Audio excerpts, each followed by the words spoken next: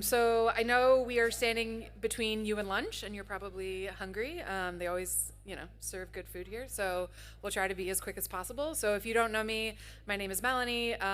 Mike and I are about to celebrate our 5th-year anniversary, not together, but with Mike recently got engaged.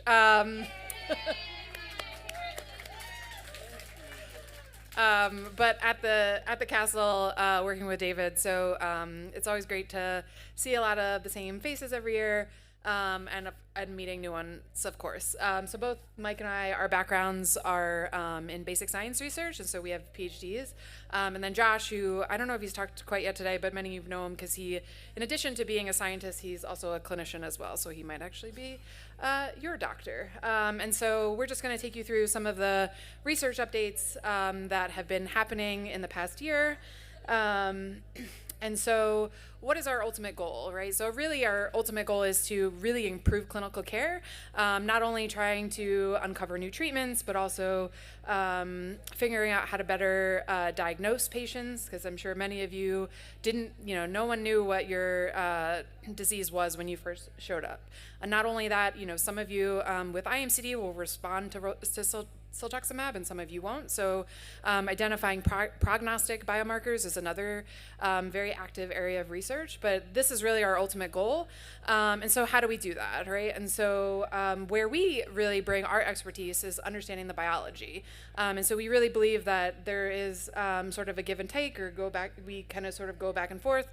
The more clinical care that we understand, the more biology we can learn, and vice versa, right? So if we can understand what's driving the disease, what's floating around in the blood and things like that, we can uncover new treatments as well as diagnostics, which we'll hear more about today. So what exactly does this look like? Again, a lot of you guys are familiar with our Accelerate registry, which is how we get access to medical records. And so that informs, obviously, how you are cared for clinically, but it also tells us a very important time at which we get a sample from you. So we could potentially get your lymph node or a blood draw.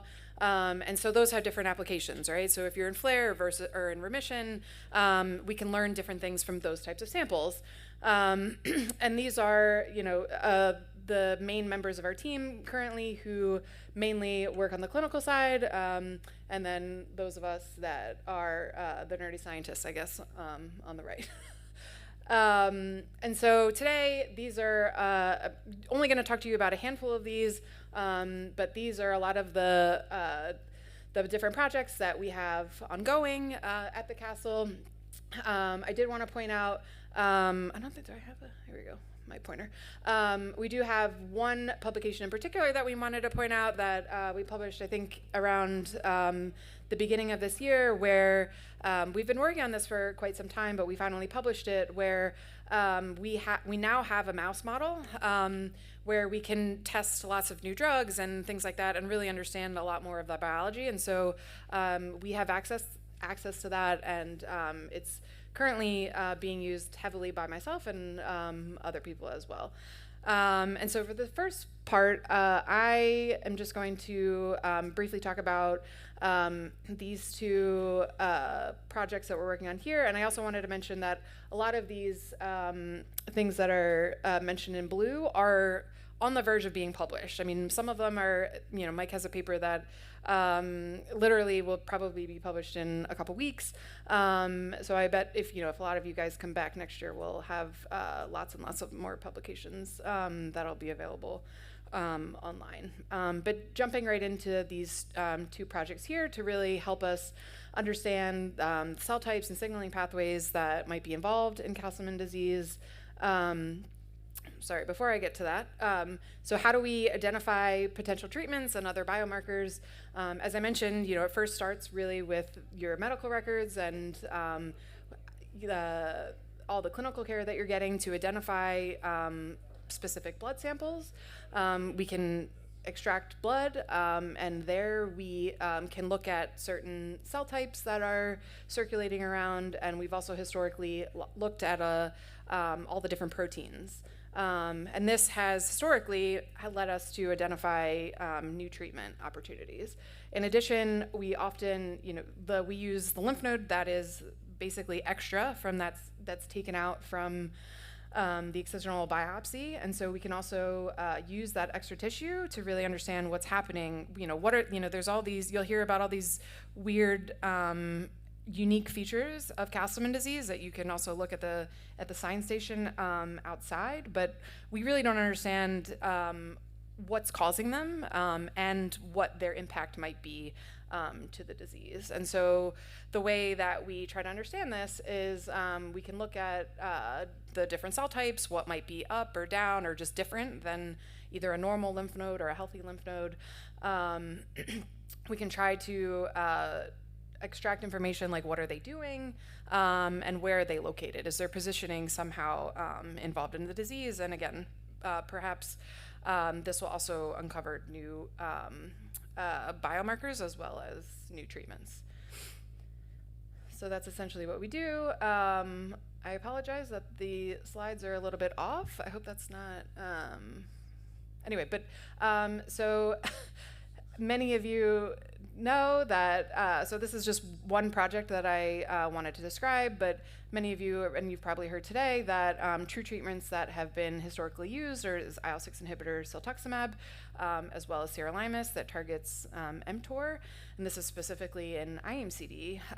But at the end of the day, not all of our patients respond to one or either of these, and so we have a research grant that tries to understand, is there one treatment to unify them all? And so that our hypothesis is that potentially ruxolitinib, which is a JAK inhibitor, could sort of integrate both of these signaling pathways and somehow be important and potentially blocked with ruxolitinib, which is why we have this open clinical trial that we talked so much about last year. And so we also, as a part of that grant, we also just wanted to understand what cell types might be important for integrating these two pathways, and again, potentially, is that another treatment opportunity?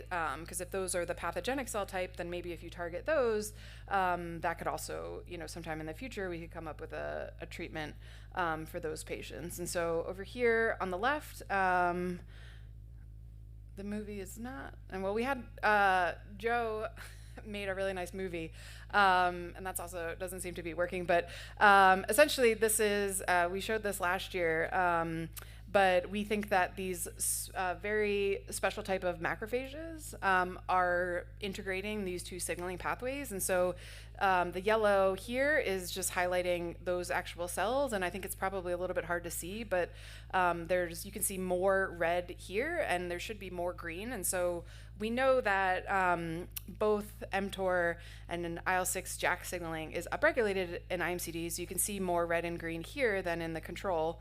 So this is just a healthy lymph node tissue. But also those yellow cells, again, it's a little hard to see, they have both of a red and green stain to them. So suggesting to us that these might be particularly important. So we talked a lot about this last time, so I won't go into all the data. I don't know, a picture says 1,000 words, so I wanted to show that. And so here's just a little mini cartoon of in these cells called macrophages. These are immune cell, and we think that these are integrating these two signaling pathways. And in addition to that, what we found in the last year is that they are integrating these pathways and also upregulating this protein called CD5L. And we're still trying to understand some of the biology, but one, we do think it is could potentially be a biomarker to be used for Castleman's lymph nodes. So when you have that excisional biopsy, maybe we could use this as a stain to better or more quickly identify Castleman disease. But in addition to that, we know that this particular molecule has roles in blood vessel formation. So this could be somehow contributing to the hypervascular phenotype that is common to both UCD and IMCD patients. So Catherine and Joe are really leading this work, and this manuscript is currently in preparation, and so hopefully that'll be published in the coming months. The second project that I wanted to talk about, okay, some of the data is like not It's not showing up.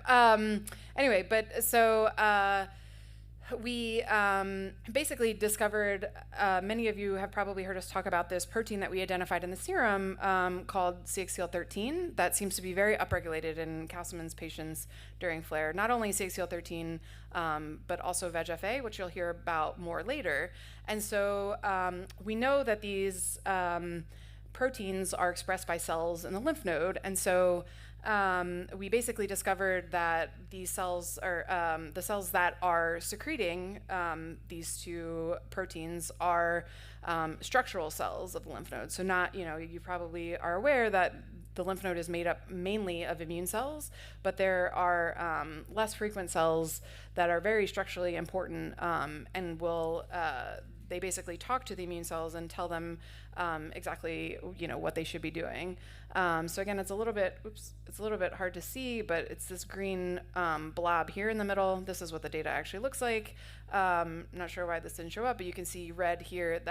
Those are the cells that are expressing it. That's all that means. And so in addition to these analysis, we also took the slice of the lymph node and did very high dimensional profiling and of the cells exactly in their location. So here you can see a typical stain. So this is H&E, which is what has been done for all of the patients here. That stains your cells, and it's what pathologists use. So in addition to that, this is really only looking at two different types of stains, a purple and a red one, but we essentially did a much more high dimensional stain where we looked at thousands and thousands of things. And so this is only showing one here in red. So the background is just of gray or all the lymph node cells that we looked at, and red are showing every single cell that's expressing this molecule called CXCL13. And you can see it's much more apparent in the IMCD lymph node compared to the control. In addition to that, we can also look at all these different cell types in the lymph node, including the structural cells and the immune cells, and make hypotheses about what those cells are interacting with others. And you can appreciate here, I think that this slice here is the same lymph node slice here. So we essentially can get tons and tons of more information than we have ever been able to before with this brand new technology that essentially has only been around for a couple of years. And finally, in addition to just looking at what cells are next to each other, we can also try to determine what is the cell that's sending signals and what cells are receiving signals. And so that's what these data over here are showing. So the purple cells are the ones that are receiving the signal, and the red ones are the ones that are sending it. So all of this information basically allows us to extrapolate different types of conclusions that'll hopefully help us, like I said, understand the biology better, that will hopefully we can leverage into new treatments and other diagnostics that can really improve clinical care. And I just want to mention the main people involved in this more high dimensional work is Catherine and Joe. And Mike and I were really the leaders of this more initial work. And I think that is all my slides. This is just another summary slide just to say that the two things that I wanted to highlight here, where we found that macrophages seem to integrate these two signaling pathways that we know are important for IMCD, and we're starting to get really excited about these different types of stromal cells and what might be activating them to produce CXCL13. So again, we can uncover new treatment targets.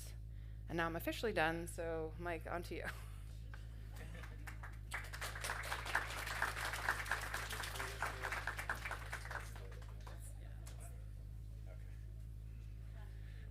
All right. Can everyone hear me okay? No. Had to check. Thanks, Melanie. So, as a reminder, Mike Gonzalez, Melanie very much in the realm of kind of doing experiments at the lab bench. I would say I'm more kind of on the computational end of things, so a lot of what I'm going to share with you today are the cool ways that I think we're leveraging computation to answer questions about Castleman disease.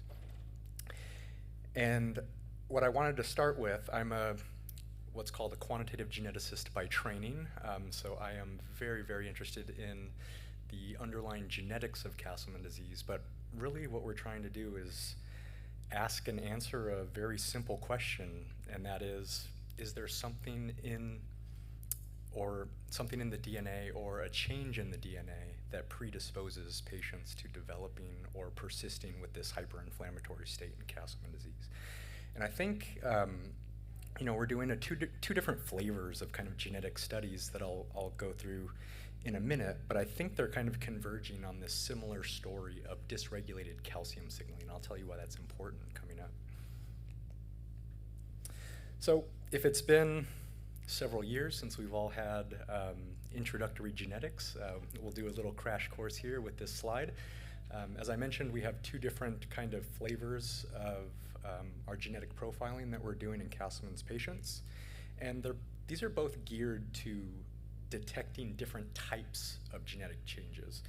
On the left there is what are called somatic genetic changes. And what I want you to understand about these aren't the types of genetic changes that we inherit from our mom or dad. These are ones that we acquire over our lifetime. So I'm sure a lot of people in this room are familiar with certain types of cancer like lymphoma, multiple myeloma. Cancers are kind of the prototypical somatic genetic condition. And so our thought here is to look specifically in the lymph node, one of the primary sites of inflammation in IMCD, to see if we can identify those somatic genetic changes and see if one of those may explain particular phenotypes. And then over on the right side are our germline genetic changes. So this is kind of the standard genetic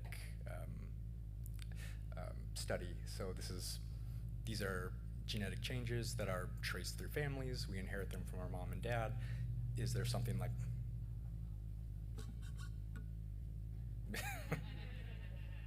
is there something like that predisposes to developing Castleman disease? And so kind of the top line takeaway from our somatic genetic study was that we were seeing this really interesting signal in that a lot of our mutated genes that we were identifying specifically in Castleman disease patients had to do with intracellular calcium maintenance or intracellular calcium concentration. And I think a lot of us think of kind of calcium as like, oh, that's what's in our bones, that's what makes healthy teeth. But in the realm of immune cells and immune activation, calcium is a really, really important signaling molecule. And the body keeps really tight control over it, especially in our immune cells, because if what we think is going on in these specific cases is if there's too much calcium kind of released into the cellular environment, that leads to increased, you don't need to know a whole lot about this, but leads to increased cytokine production, increased inflammation, increased hyperactivation. So that's part of what we think may be happening in certain Castleman's patients. So you see over to the left, we actually see this in about 20 of 62 patients that we tested. So about a third of our patients are showing that they might have a rare predicted somatic change in one of those calcium channel genes.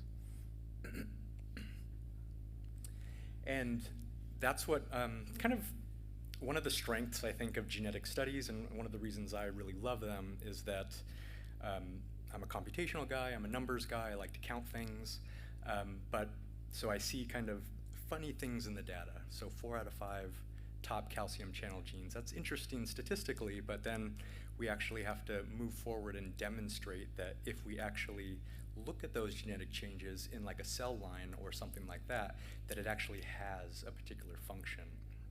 And so we partnered with a lab group pictured here out of the University of Rochester. This is David Yule's lab group, and they study one of those 4 calcium channels called ITPR3. And they have a really cool model that they can actually introduce patient-derived, genetic changes that we see in Castleman's patients. They could put it into their cell model and see how that changes, how the calcium moves across that calcium channel. And hopefully you guys can kind of appreciate that this is the expression of the ITPR channel, and you see these little blips here kind of indicating calcium flux across that channel. And wild type is just one for, this is a normal functioning ITPR3 channel. And you can see that it takes quite a robust activator signal to be able to start fluxing that calcium to provide that calcium to the cell to then say there's some sort of threat here, I need to activate, I need to start doing my job, protecting and doing my immune stuff. And so down here, this is one of our patient-derived mutations that we identified, and hopefully you can appreciate that even at lower concentrations of activation, you see a lot more calcium flux across that membrane. And so what we think might be happening, these are what's called gain-of-function mutations. So these channels are actually functioning more robustly than we would see in normal cells. And so really, what does this all mean, kind of at the end of the day? And we don't need to focus on the figure here to the right, but I was trying to think of a way to kind of explain this and put it into context. And I was thinking, has anyone ever lived in like an apartment or a house that has a smoke alarm that's just a little too finicky? So it happens to be the one right outside the kitchen, of course, all the time. And so that's one of our hypotheses with what we think might be happening. And so a normal functioning smoke alarm should detect a real threat, a real fire, tell us that there's a fire, tell us we need to do something. Now in the case of these gain-of-function mutations, what we think is this smoke alarm is just really, really sensitive, so it sets off at kind of the drop of a hat. It's ready to go. It's ready to hyperactivate. And then I also wanted to talk about kind of switching gears here. This is now our germline genetic studies, so moving out of the somatic realm. Now these are the ones that are inherited from your mom or dad. And so you may remember that in the past years, we have really pushed to try and get not only your samples, but also family members that do not have Castleman disease to be able to see if we can identify some of these genetic changes that may be important in the Castleman disease phenotype. And happy to report that we have, at least in my estimation, one of the largest Castleman genetics cohorts in the world, and that's really thanks to all of you and the loved ones as well for donating your blood samples. And not going to spend a ton of time on here, only to say that there's a tremendous amount of work that goes kind of behind the scenes before we actually get a set of genetic changes that we are very interested in that we think may be impacting the Castleman disease phenotype. And this is kind of the main takeaway and one of the kind of important kind of top line items that we're getting out of the germline study. This is actually fairly new information. We're seeing that a lot of the inherited genetic changes, so not the somatic ones, also seem to overlap with this calcium ion signaling, where we see a much larger proportion of the genes in those pathways having a rare predicted damaging genetic change in Castleman disease patients, and the number of patients is greatly increased that we would expect by chance. And so kind of both of these genetic stories, although measuring different types of genetic change, are kind of funneling us into this very similar dysregulated calcium channel story. And I think one of the really nice things here, obviously, how does this impact patients at the end of the day? It helps us better understand the particular Castleman phenotype, but also we have particular medications that are specifically designed to already block T-cell hyperactivation, specifically by blocking the calcium channel receptors. And then the next set of studies I wanted to focus on was what's called our SPACE study. This stands for Serum Proteome Analysis of Cytokine-Driven Entities. You do not need to remember that. But what I really want you to kind of understand about this study is that, and I was blown away this morning, in the introductory Castleman seminar, the Castleman 101 type thing, we went around the room and people were sharing when they were diagnosed, and some people shared how long it took to get a Castleman disease diagnosis, and some people were waiting for over a year. They were showing symptoms, and it just took that long to exclude other things that were maybe similar, maybe had a similar inflammatory component. And so our goal for this study is actually to measure thousands of proteins in the blood of Castleman disease patients, also get those similar inflammatory diseases that can mimic Castleman disease that they have to screen out, that takes a lot of time in the diagnosis, and hopefully identify a unique protein fingerprint of Castleman disease that excludes other related inflammatory diseases, greatly increasing the confidence of both the physician and also increasing the time to diagnosis and getting people on the right medications. And so here's our overall cohort. We have close to 500 samples from 12 different disorders. That doesn't include IMCD. And I did want to highlight that Joe, Melanie, and Bridget have really been instrumental in just collecting all of these samples. It was a huge effort this is a multinational cohort. They had to contact a number of different researchers that had these samples to be able to study them. And what this slide says is we're actually starting to identify that protein fingerprint that can exclude other inflammatory diseases that mimic Castleman disease to something like 92 to 95% certainty. And so you see we have a 5-protein panel that we're working with here. Some of these you might be familiar with already, that they actually measure in the clinic. We specifically selected these because these can be measured by physicians today. So it shortens the time that we need to say, okay, let's build this protein panel, and maybe when a Castleman patient presents to the clinic with symptoms, they say, let's take blood right away, let's measure the levels of these 5 proteins, Let's measure the level of these 5 proteins, and then we can say, with a certain amount of certainty, that yes, you should be considering IMCD, and yes, you should be trying to get them on the proper medication. And so with that, those are my 2 big takeaways, the 2 big studies that I have. And I think we're going to take questions at the end, but I'm not sure how it's going to. Okay. Sorry, but hold your question. Happy to answer it. And I will pass it to Josh. Thank you guys so much.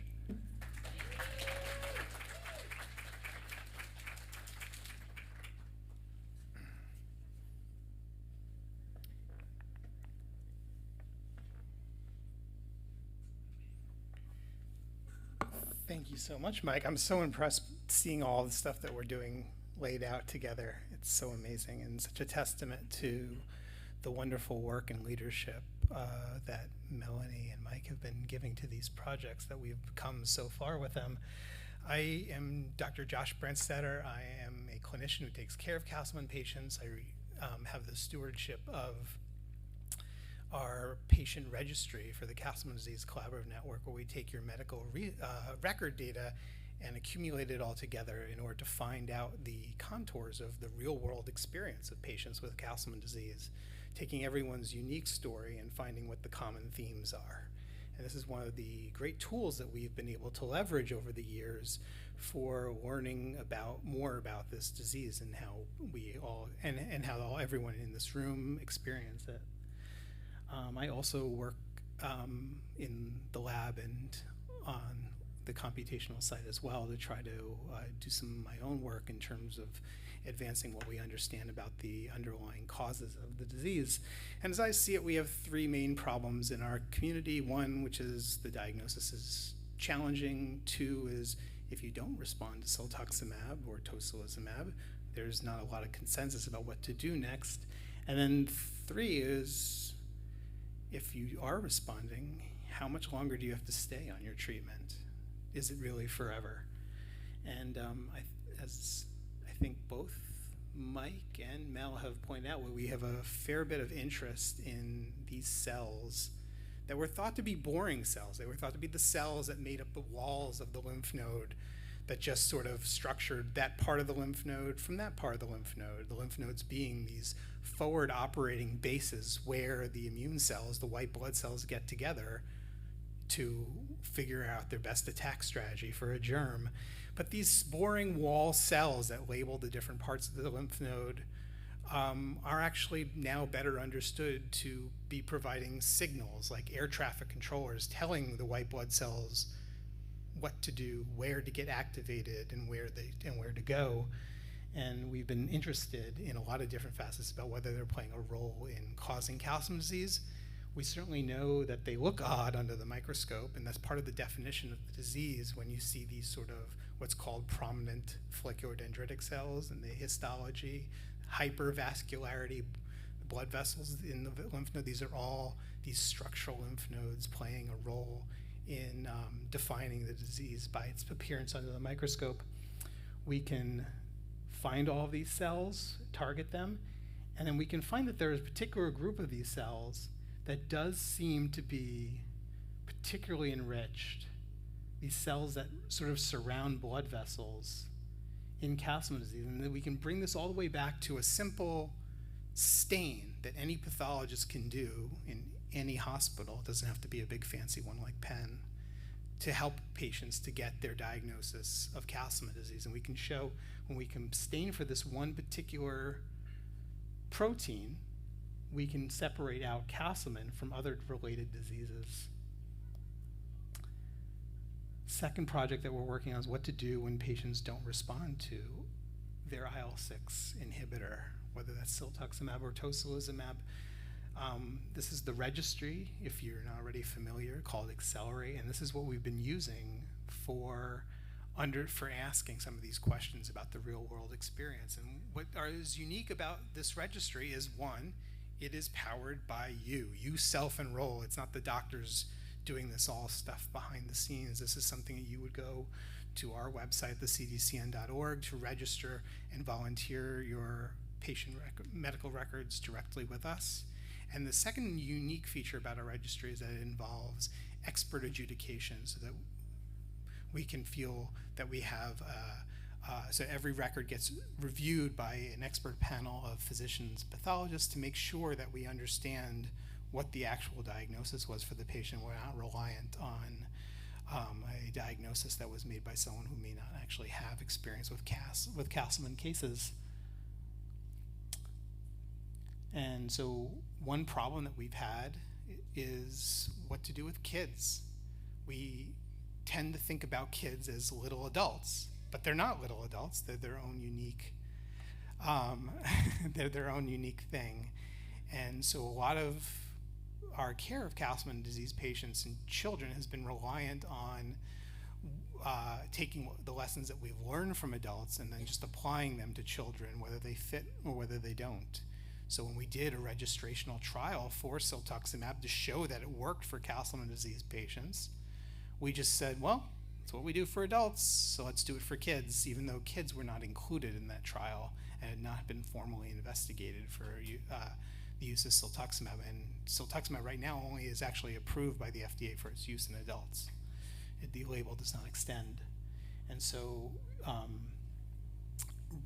so Bridget Austin and our group helped us to answer this by doing some of the hard work of getting patients, children with idiopathic multicentric Castleman disease into our registry to allow us to build up what I think is the largest group of pediatric patients described with multicentric Castleman disease. And we found two unique things about kids. One was that they actually present more severely than adults. They tend to have longer hospitalization stays, more of the more severe type of Castleman disease, TAFRO, and that they have worse laboratory abnormalities than adults. But reassuringly, for the first time, we were able to find that they do respond very similarly to adults to IL-6 blockade with siltuximab, tocilizumab. And overall, even across other therapies, they seem to have response rates very similar to grown-ups with IMCD. Another project that we undertook was to investigate a cohort of patients that a collaborator from China had first brought to our attention, Lu Zhang, where he had a few patients who they didn't do well with their first IL-6 inhibitor, but they got another one later, and then all of a sudden they did really well with it. And so this was weird to us because these two medications, siltuximab, which blocks the IL-6 cytokine itself, the messenger, and tocilizumab, which is an inhibitor of the receptor, the receiver for that inflammation molecule, you think of you're blocking the same thing. They should be largely interchangeable, and that's built into what the Castleman Disease Collaborative Network guidelines are. Is what first line is siltuximab, but if it's not available, you go with tocilizumab, and we think about them largely being interchangeable. But we've now described in both Chinese and American patients that there are some patients that they don't have the same response to one as they have to the other. Whereas if they were treated with siltuximab or tocilizumab first, they did not have a response. Their disease was not improved with it, only to later be treated with the other one, and then they did have a response. And this was a challenge to make sure that we had patients that we were very clearly did not respond to one, but then very clearly, with enough washout from the first time, did respond to the other. But we've now described this, and this is actually true across a few different immunologic diseases where there's this sort of discordant responses, different responses to whether you're inhibiting the inflammation molecule itself, the cytokine, or the receptor. So it's uniquely described in Castleman disease for the first time, but it's actually a common feature that we've seen across other immunologic diseases. We also have been trying our best to accrue patients into our ruxolitinib clinical trial for patients who do not have response to siltuximab or tocilizumab. Unfortunately, right now we had to close the trial to new enrollment due to funding and staffing concerns at the moment. But my hope is that we'll be able to overcome that and reopen it. And the last thing, this is sort of really hot off the press stuff that we've been doing, which is the answer to the question is, do I have to be on this treatment forever? Right now, that's the recommendation. Castleman Disease Collaborative Network's Scientific Advisory Board recommends for any patient who's responding to therapy that they should continue that therapy due to risks of relapse. And we certainly have known relapse in patients who have stopped their therapy for whatever reason. But there are some patients who've been so far okay off of therapy. And what we'd like to do is ask, what makes those patients so special? And are there other patients that are like them that would be able to, at some point, stop their treatments? And we're just starting to answer this right now. I wanted to share this with you to say that this is a very important part. It's not that you've got diagnosed, you got a response, and then it's the end of the story. We would like to but we're just starting to work on this, where we have about, I would say so far, 9 different patients that we've found who were definitely IMCD. They were treated with siltuximab or tocilizumab. They had a good response to that. And then for one reason or another, they stopped treatment altogether for at least a 90-day period and asked what happened to them. A number of them did, but not everyone did so far. And that's the issue, that's exactly the issue that we have right now, is the length of follow-up on the patients who have not relapsed has been shorter. But still, sometimes for like over a year, we've seen people who have maintained remissions off of therapy. It's new. It doesn't provide a lot of guidance for what to do now. The guidance has to stay unchanged that we would recommend indefinite therapy. But I wanted to make sure that we were clear that I think this is a priority for people, that we know what the long-term needs are going to be, and that we keep revisiting this issue. This is our first sort of bite at this apple. And I want to say that we're going to have to be committed to longer-term follow-up to figure out exactly what the endpoints of therapy should look like for people. Some people may require indefinite therapy, but hopefully not everyone. And we'll have to we're going to need a little bit more time to figure out exactly who those special people are. All right. And I'll pause right here so we can have some time for questions before lunch.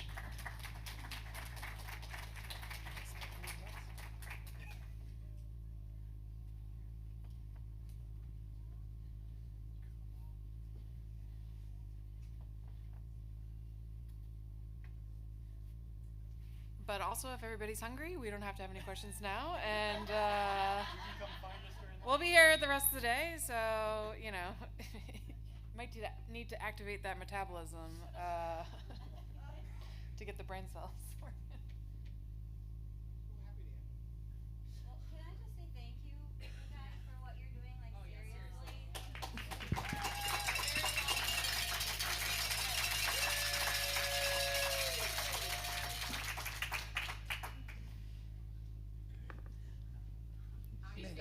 Sorry, I'm gonna Go make for it, please. I saw the fertility and pregnancy study had an update thing next to it, but you guys didn't touch on it. Did you have any updates or findings in your? I don't have an update on it now. It's something that's very important to me that I really want to get back off the ground, because I think we haven't been able to devote as much resources to it but we do, thanks to everyone who completed the survey that we sent out. Anymore, I think that's the issue right now, is that we need to get more people to complete the surveys for that project, because that's one that I think is particularly important, which is around, if anyone's not familiar with what Amanda was referring to, it's around what to do with IMCD therapies during pregnancy, which is a problem that a lot of patients face, and is right now sort of an individualized decision, with the idea that there's not a very strong, compelling data in favoring either continuing treatment or discontinuing treatment during that period. Okay. What criteria are used to determine which samples are selected for research? A lot. So it depends, like I mentioned, it really depends on the application. So we do use, at least for IMCD, flare samples quite a bit, but we can also use remission samples. So it really, like I said, it really just depends on the application. So generally, when you have a lymph node removed, we just sort of assume that that's in flare, so we would call that sort of like a flare sample, which just means that we do think there's something going on there that we think is involved with the disease or something with the pathogenesis. But then we can also just use, like for a lot of what Mike talked about today with the mutational studies, we don't need flare samples for that. So we could just use, a remission sample or even just a saliva sample. So it really just depends on the application. And so that's why we collect samples at all different time points. So flare, remission, here today. So that's the short answer. But some of the criteria, at least we use for flare, are just like generalized inflammatory markers, things like that. That's how we call a sample flare remission. I could go on all day about this, but I know everybody's hungry, so I will stop. Hi. When you say in remission, do you mean like your lab values or the way you're physically feeling, or both? That's a great question, and that's difficult to answer, at least in the lab, the way that we generally would think a remission sample would be lack of inflammatory markers, but obviously that doesn't necessarily equate to what the patient is feeling clinically. So there definitely can be, that's why sometimes we will go back to the medical records to try to understand how the patient is actually feeling, because at the end of the day, there's only so many inflammatory markers that we can look at, and so we don't necessarily get the entire picture.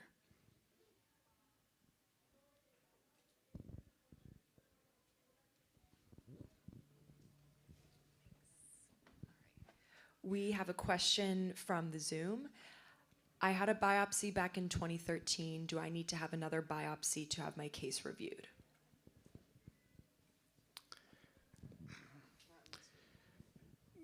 That's up to you and your clinicians about whether or not you feel like you have a confident diagnosis. If there's a question about your diagnosis, then that would be a reason to have it reviewed. This is, just to be clear, a research meeting. So none of the things we're talking about would be a way of reviewing your biopsies. This is not involving with playing an active role in clinical care at this point. Reviews can happen both based on new or old tissue. So even if you've had a good biopsy before, but there's concern about whether the pathologists in your area made the right diagnosis, then I would recommend that you have those same slides that were already generated from your first biopsy sent to another center for their review. We, of course, like the University of Pennsylvania. They can be mailed here, but certainly there are a number of different centers that have a deep experience. The lead author from the the Castleman Diagnostic Consensus Criteria paper, for which David is the first author, is Megan Lim, a hematopathologist who now works at Memorial Sloan Kettering.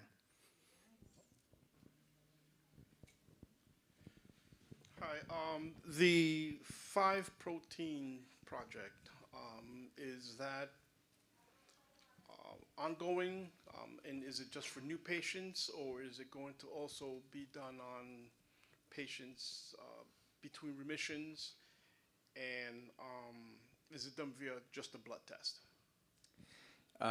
So yeah, I can answer a few of those questions. Yes, it certainly is ongoing. So a lot of that information that I shared today is new. Like, we're learning that within the last month, how confident we can be with that 5-protein panel.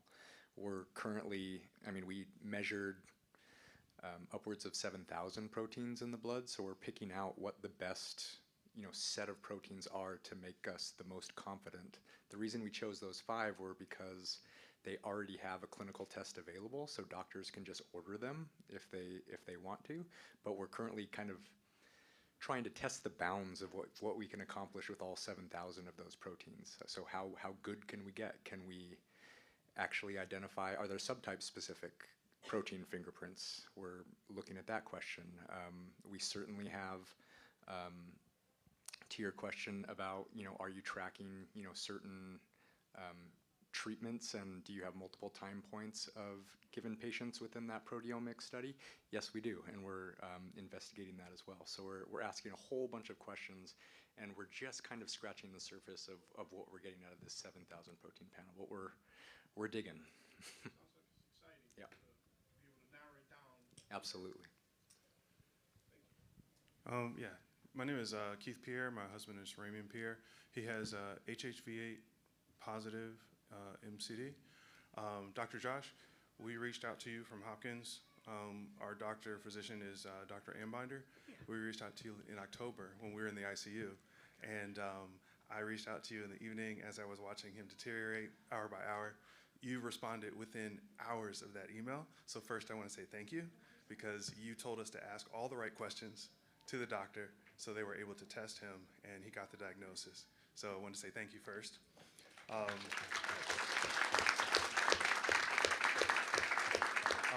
They were able to treat him with rituximab, and he is in full recession, in great health right now.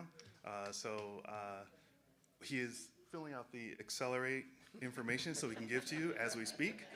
But we just kind of want to know, like, for research purposes, I think he's fully willing to do everything we need to do to help. But he's in full remission. We don't know what the next step is or what to do. The doctors have told us just wait for, if he relapses, and then, come and get more treatment. But it seemed to do really well, and he's doing really well. So we just want to know, what can we do to assist in the research, and, what do we do next? Oh my God, I almost want to cry. It's so great to. We'll talk later. Yeah.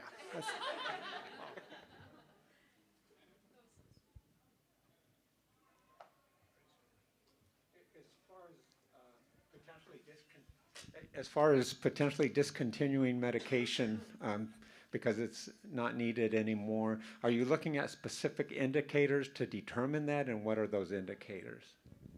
Yeah, so the Accelerate registry is bounded by clinical parameters, things that were, because it's just what's the medical record, so things that your doctor, we already knew about, your features of your disease, demographics, kind of disease, features, symptoms, histology, presentation, symptoms, laboratory abnormalities that were happen to be checked by your doctor, and so that's what it's going to be looking at. Unfortunately, it's not as broad as some of the other work that you're describing that was described today, where where it was for the space study, they're able to do this sort of unbiased proteomic look at all the different proteins that are in the serum of the blood to look for things that people never even thought to test. Right? This is all going to be bounded by the real world, by what people actually did test.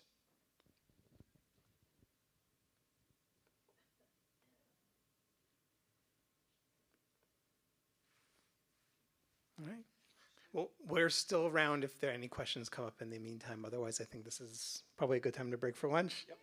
Thank you guys for such great interactions.